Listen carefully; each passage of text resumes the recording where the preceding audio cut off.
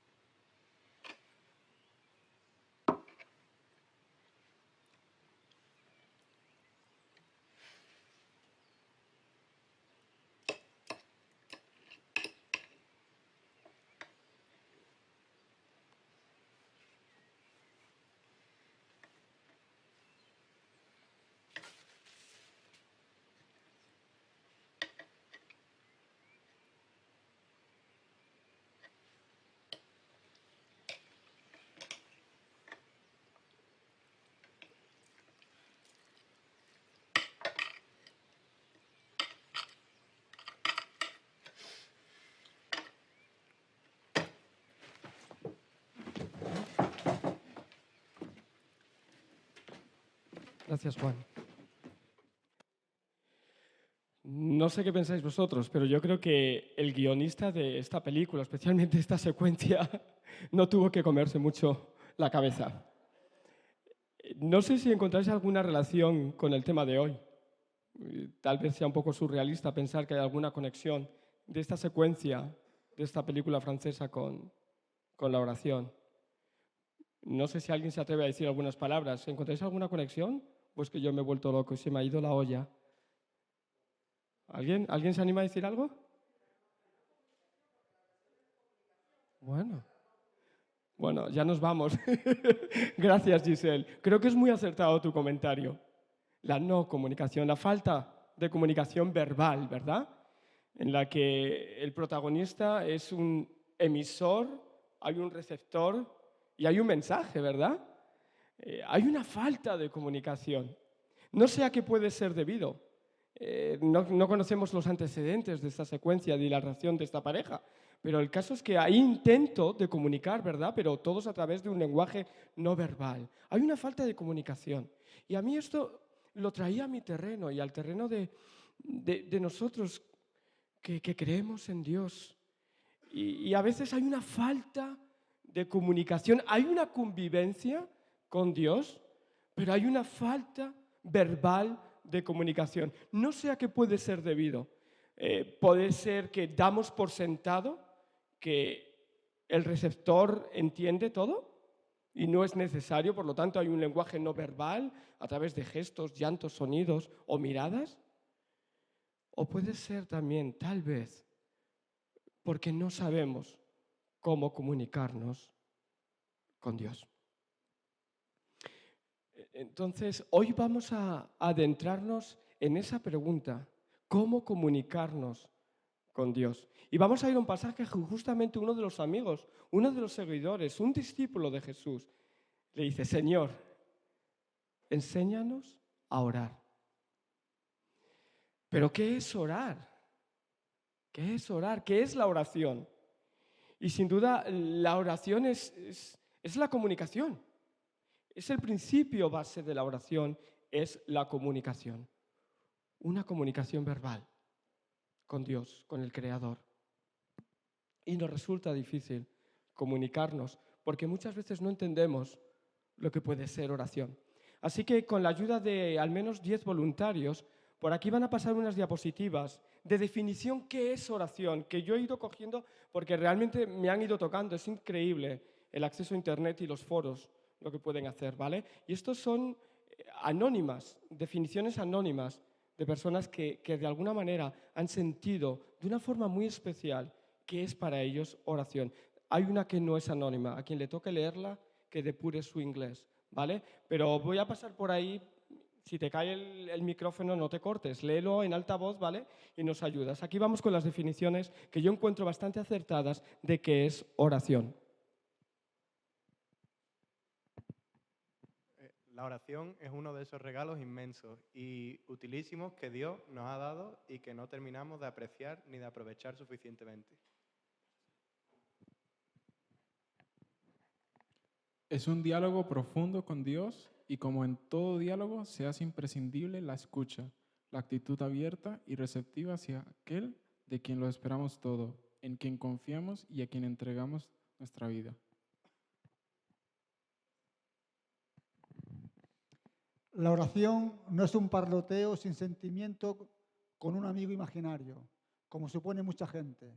No es una repetición vana de palabras. La oración no es una varita mágica para que Dios haga realidad nuestros deseos, sino más bien es una manera de convertirnos a nosotros en instrumentos para que los deseos de Él se hagan realidad. Es cualquier comunión espiritual con Dios, incluyendo la confesión, petición, adoración, alabanza y acción de gracias. Es un recurso natural de los hijos de Dios.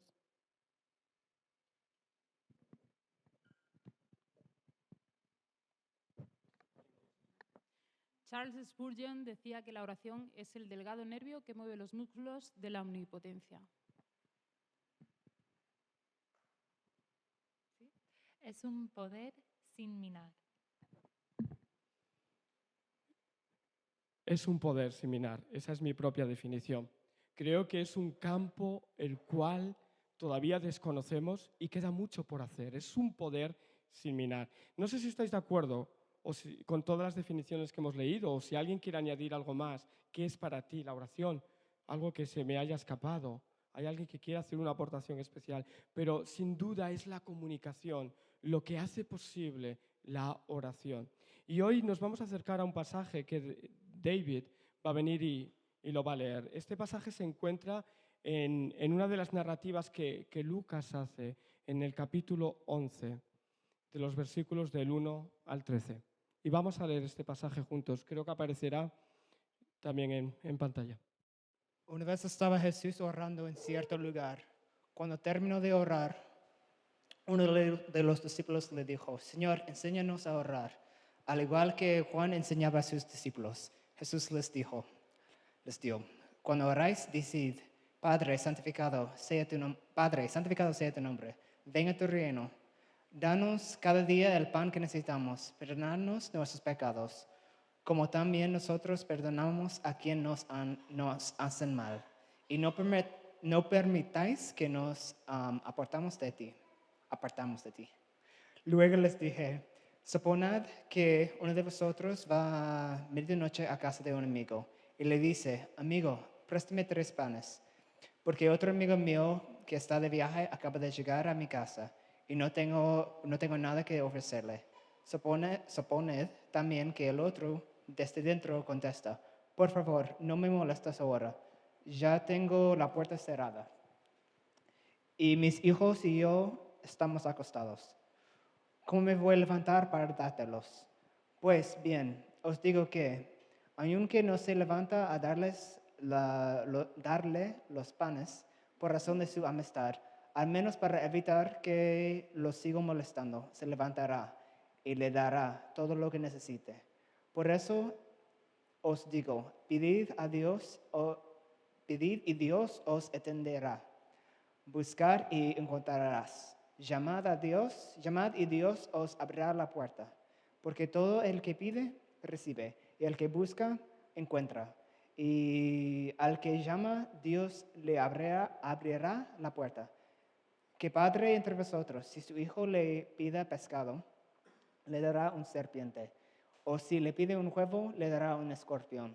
Pues si vosotros, que sois malos, sabéis dar cosas buenas a vuestros hijos, cuanto más el Padre que está en el cielo dará el Espíritu Santo a quienes se lo pidan. Muchas gracias, David. Creo que es un pasaje familiar para muchos de nosotros conocido, ¿verdad? Incluso este texto tiene su paralelo en Mateo, capítulo 6, el 9 y el 15. Probablemente nos resulte más familiar. Es un texto donde encontramos una oración que Jesús enseña a sus discípulos, conocida comúnmente como el Padre Nuestro, ¿verdad? Y como os decía, tal vez la versión que aparece en Mateo es la que usamos más frecuentemente. Para nada es mi intención en esta tarde hacer un análisis profundo del Padre Nuestro. Creo que ya lo hemos hecho en otros momentos y no creo que sea la intención de esta reflexión, ¿de acuerdo? Pero sí pensar un poco en que la narrativa de Lucas nos muestra a Jesús orando en diferentes escenarios, en diferentes momentos, en diferentes lugares. Ensalza a un Jesús que ora. Y las personas que están con él son conscientes de que Jesús ora y sabe hacerlo, tal vez de una manera diferente a como ellos habían aprendido dentro de la tradición judía. Así que dice este texto, inicia, Jesús terminó de orar y uno, no sabemos quién, le pregunta a Jesús, Señor, enséñanos a orar. Qué petición, ¿verdad? Le pide uno de sus discípulos que le enseñe a orar. La respuesta de Jesús no consiste en darle una oración que vas a repetir en todo momento, sino más bien le da un modelo para que guíe sus oraciones, sus propias oraciones.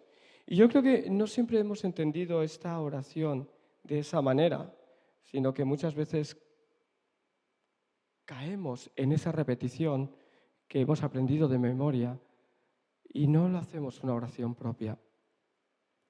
Por cierto, no estoy diciendo que repetirlo esté mal. De hecho, en momentos de demostrar una unidad, cuando hay buen rollo, un buen ambiente entre hermanos, lo hacemos en altavoz, ¿verdad? Pero no debemos quedarnos en la provisionalidad de estas palabras, sino más bien profundizar un poco en cómo orar. Esa es la petición que este discípulo le hace, cómo orar. Yo entiendo que, dado que tenemos otra versión que existe en Mateo, como os he dicho en el capítulo 6, en la que aparece otra variante, no creo que fuera dada como una oración que debería repetirse de la misma forma, ¿vale? Sino que más bien creo que Jesús la lanza para provocar y guiar oraciones personales y comunitarias dentro de la iglesia que estaban haciendo. En ese sentido, Jesús no innova respecto a la práctica de su tiempo dentro de una tradición judía.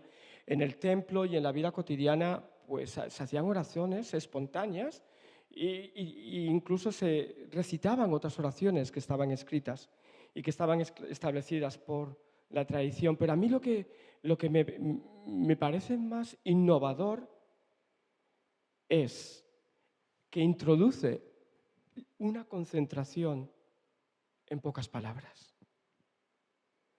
Yo creo que la expectativa de este amigo de Jesús, enséñame a orar, iba a salir ahí una parrafada grande, una verborrea probablemente a la que estaban acostumbrados, pero yo creo que es chocante que en unas cuantas frases Jesús concentra un gran mensaje profundo, compacto y con sentido.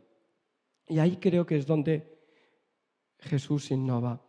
Era muy esperable, como os digo, dentro de la tradición judía, que las oraciones duraran unos cuantos minutos, incluso se repitieran para reincidir en la oración. Y Jesús les suelta una oración corta, completa, de significado, y además lo enlaza con algo que para mí hoy quiero estudiar con vosotros o enfatizar, que son las dos enseñanzas que vienen a posterior.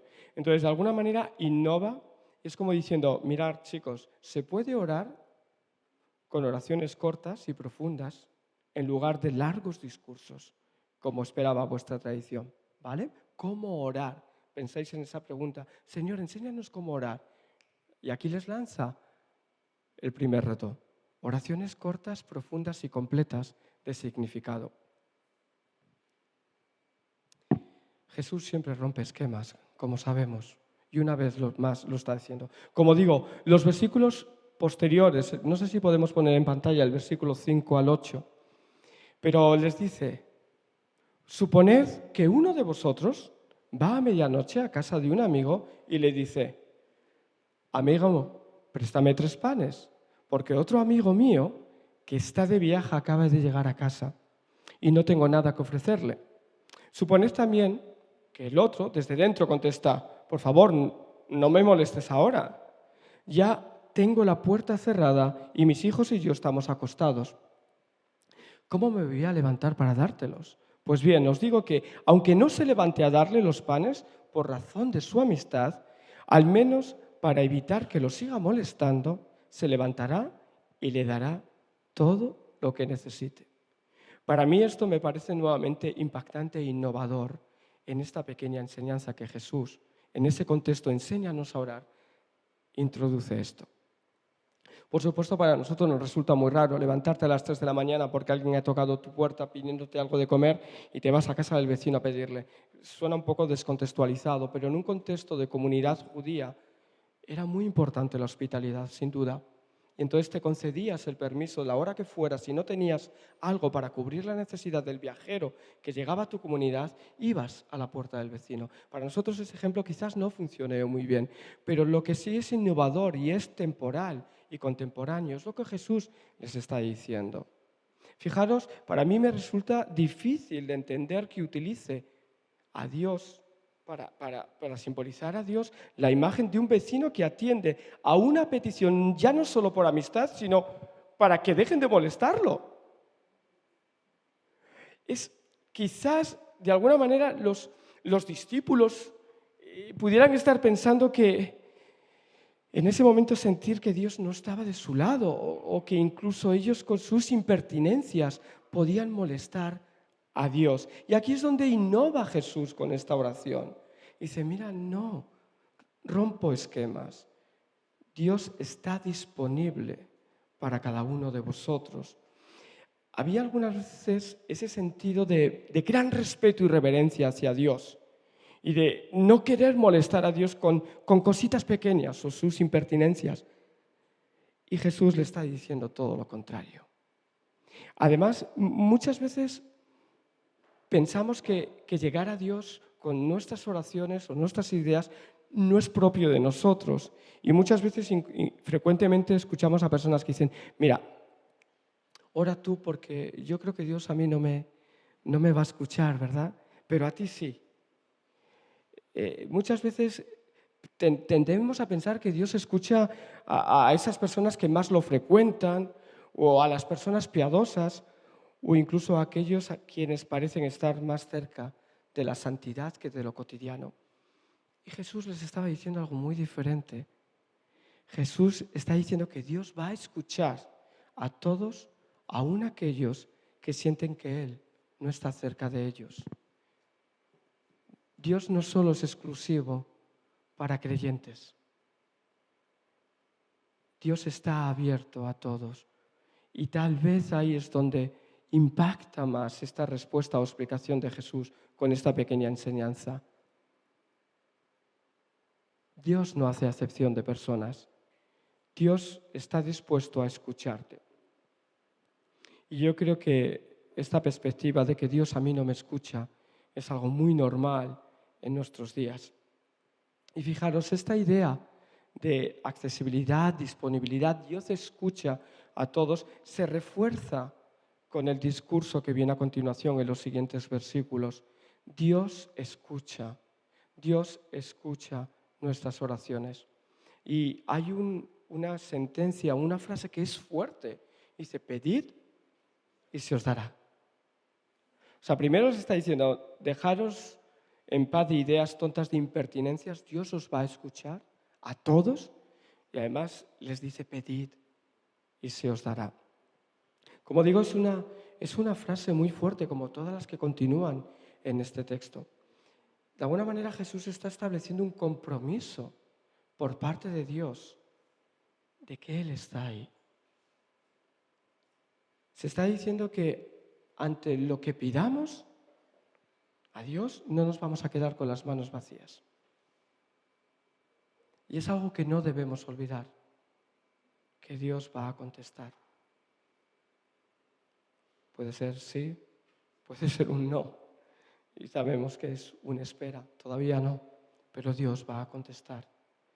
Y, como digo, es una estructura fuerte, pedid y se os dará. ¿Recordáis que estamos intentando contestar enséñanos a orar, cómo orar? Y de alguna manera Jesús les está diciendo, Dios está disponible, no le vas a importunar, no le vas a molestar. Y dos, Dios escucha. Dios escucha. Claro que, de alguna manera, dentro de la cultura judía, Jesús no estaba diciendo nada nuevo. El judío creyente debía orar con la confianza de que Dios estaba atento a sus palabras. Pero creo que lo que es innovador es que Jesús introduce, en este caso es lo familiar, el trato entre el creyente y Dios. Esa intimidad, esa familiaridad. Había muchos judíos, por tradición, piadosos, que tenían un respeto por lo divino que en ocasiones los llevaba a sentirse alejados de Dios y a perder de vista una relación íntima, cercana. No era extraño que por momentos no se atreviera a pedirle a Dios nada, cosas que pensaba que podían molestarlo, como os he dicho, o que no tenían entidad suficiente para ser oídas por el Creador. Pero aquí Jesús abre la puerta a una relación familiar y cercana. Dice que Dios no se va a importunar, a Dios no lo vas a molestar. Y escucha las oraciones de sus hijos, de sus hijas y de todas aquellas personas que llegan a Él. Esto se va reforzando con otras imágenes. Y la imagen que va a utilizar a mí me encanta como padre, porque lo vivo. La imagen del Padre al que un hijo le pide pan.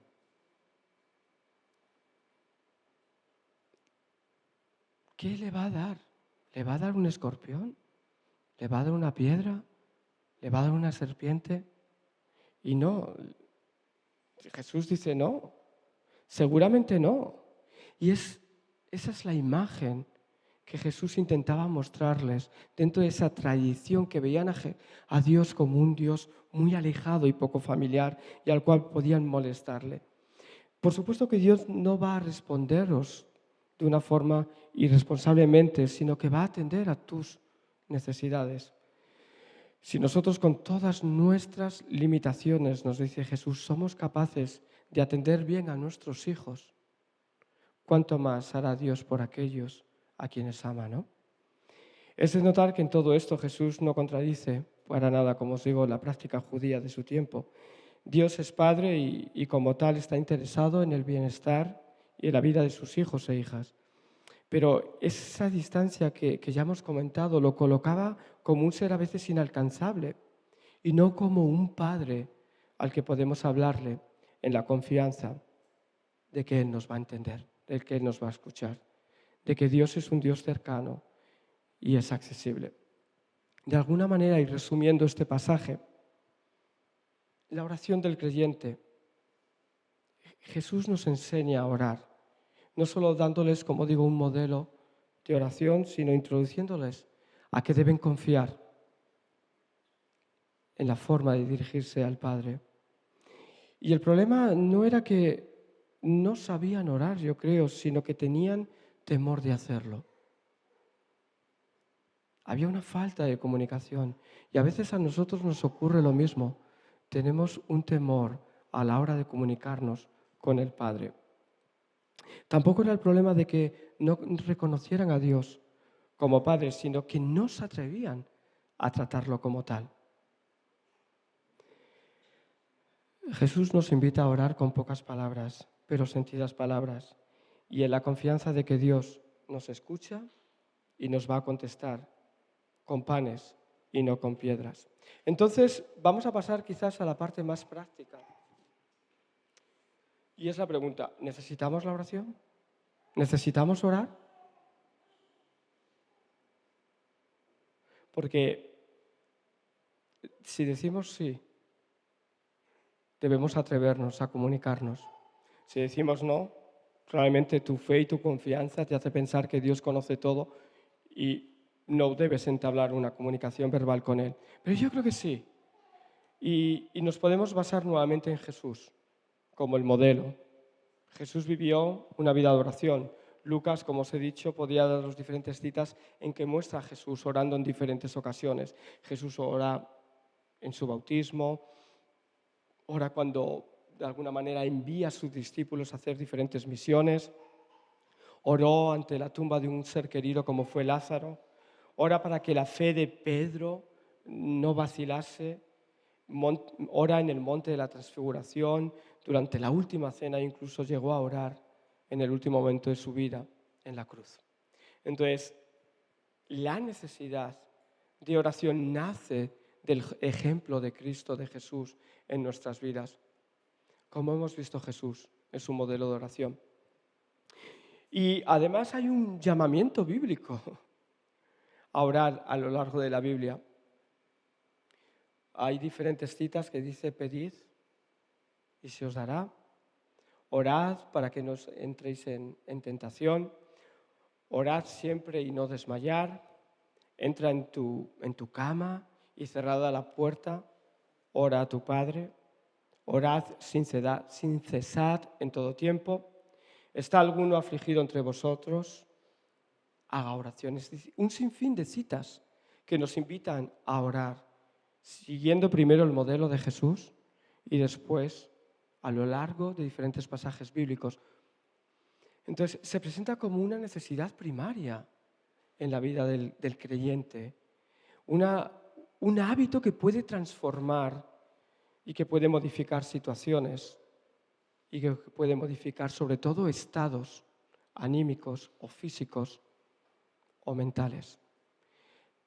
A la hora de animarnos a leer la Biblia, Elder nos recordaba que podíamos ir a uno de los evangelios, Mateo, ¿recordáis? Pero incluso a uno de esos libros poéticos que se encuentran en el corpus de la Biblia, que son los Salmos.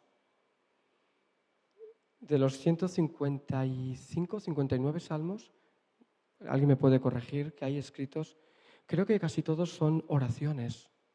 Y oraciones personales, pero oraciones que nacen de estados, de necesidades, de aflicciones, de enfermedades, de traiciones, de infidelidades, de adulterio, de crímenes. Oraciones de todo tipo.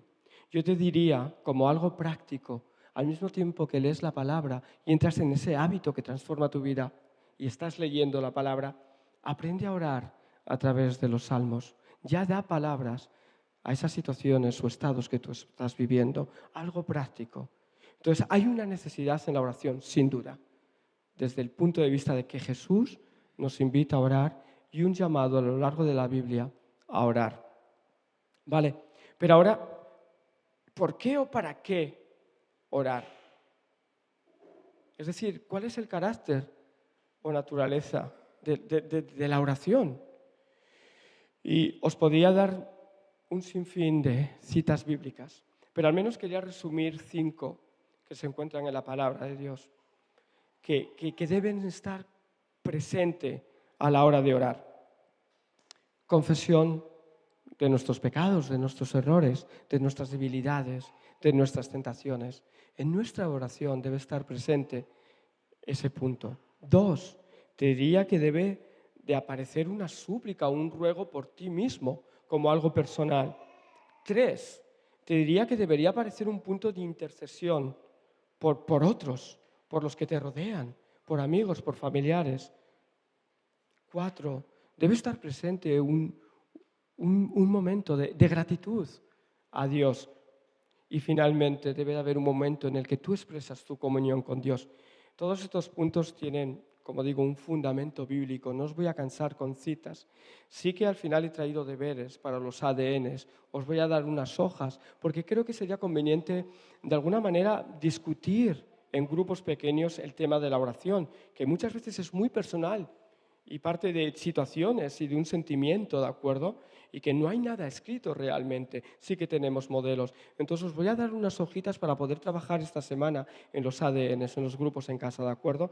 Pero sí son cuestiones prácticas que, aunque las sabemos, es cuestión de revisarlas. Entonces, ese carácter, transformación de la oración, va a ayudar a aclarar tu mente en momentos decisivos.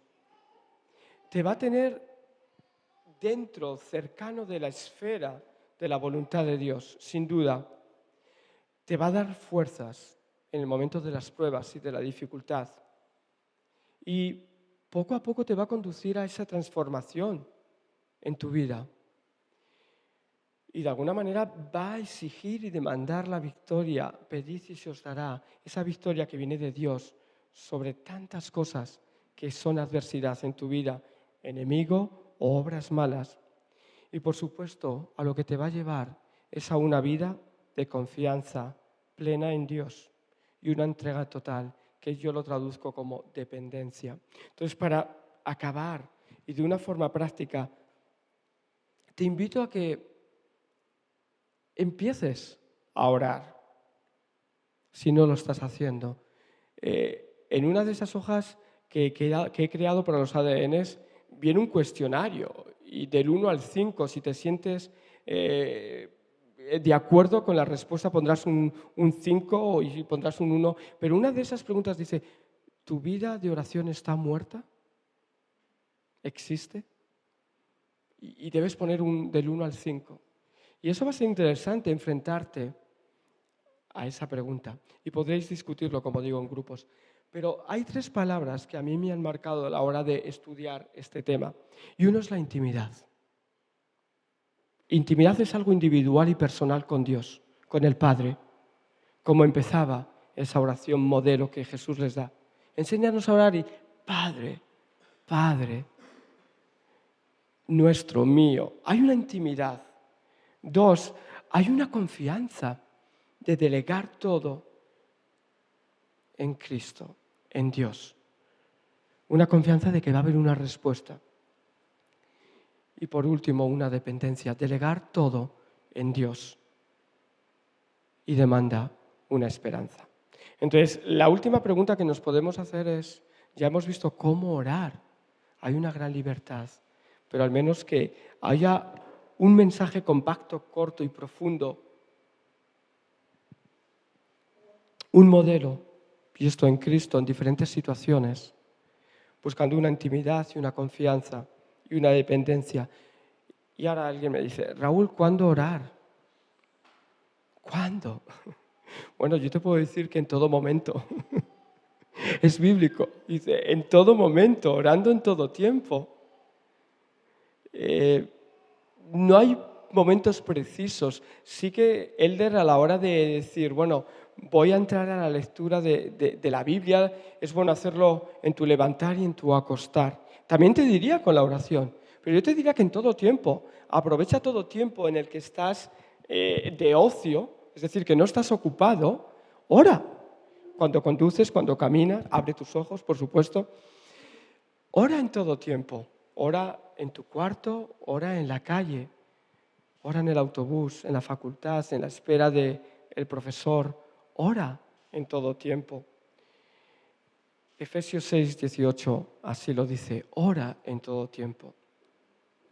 A medida que oras vas a notar, de verdad, un sentido de que el Padre está contigo, de verdad. Mis mejores momentos como cristiano los puedo pasar con mi familia, pero los paso en la intimidad con Dios y los paso en momentos de oración, creerme.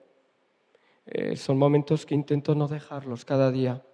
Cuando conduzco, cuando camino, cuando espero a un alumno, cuando estoy trabajando.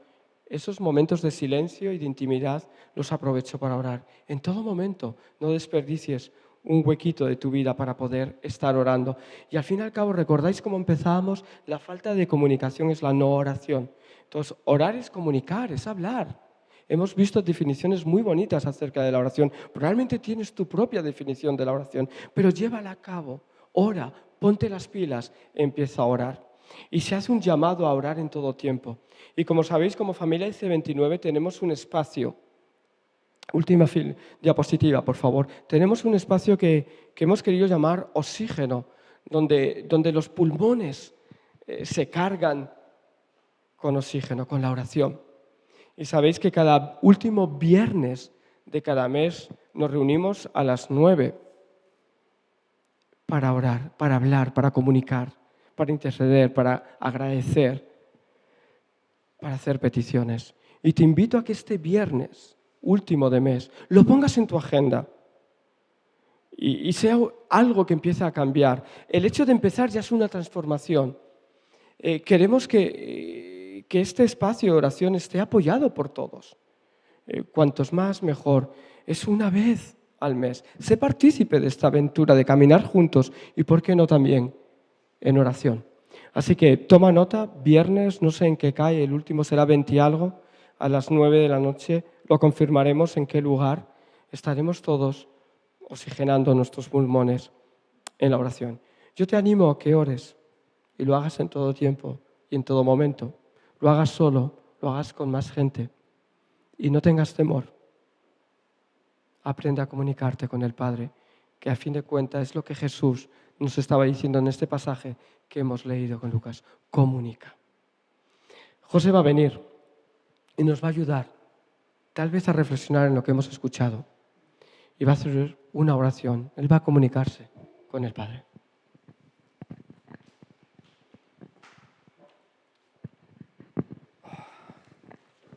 Ciertamente creo que la oración es es la herramienta más poderosa que Dios ha puesto en nuestras manos.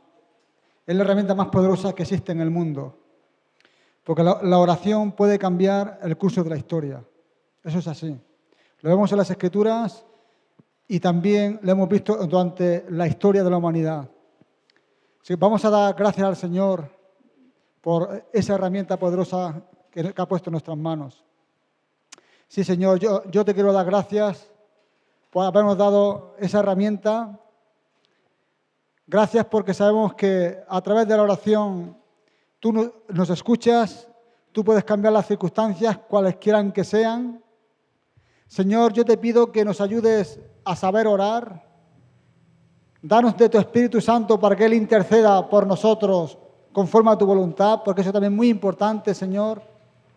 Sobre todo, ayúdanos a crear el hábito sano y necesario de orar cada día en tu presencia, de tener un tiempo íntimo contigo, donde nos comunicamos contigo, donde tú te comunicas con nosotros y donde realmente obtenemos las fuerzas necesarias para seguir viviendo y seguir adelante. Señor, muchísimas gracias. Gracias porque todo esto también lo has hecho posible por Jesús, porque Jesús nos acercó a ti. Señor, muchas gracias. Gracias en el nombre de Jesús. Amén.